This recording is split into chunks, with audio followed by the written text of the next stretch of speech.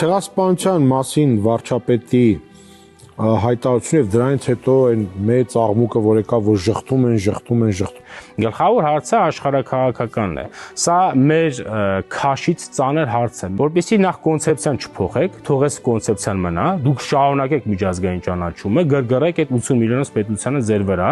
որպեսզի միշտ Ռուսաստանը հնարավորություն ունենա իր ձեզ փրկի։ Սա տեսակետ է։ Շատ զարմանում եմ, որ մեզ մոտ գիտական հանրություններ են նաև վրա տվել։ Հայոց ցեղասպանության վերաբերյալ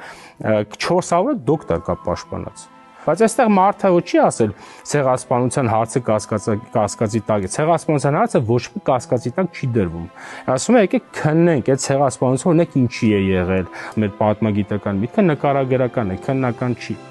Նկարագրված է ոնց է այդ ցեղասպանությունը եղել, ոնց փախանք, որտեղ դեզոր, որտեղ բանը ստեղծվեց, սփյուռք ստեղծվեց, բայց քննական չի, վերջին չի եղել։ Եվ շատ սիրուն ձևով թաքցրած է ռուսական հետքը մեջը։ Հիմա մենք ասում ենք եկեք քննեք եւ այս ողբը կա, չքննեք, չբացահայտեք, որովհետեւ չիմանաք ձեր գլխի ողբերգության մեջ ուրիշ մեղավորություն ունի։ Ցեղասպանության միջազգային ճանաչումը մեր ուժից վեր բան է։ Հիմա շատ ռեկլամ են անում, օրինակ հրեաների հոլոկոստի ճանաչումը։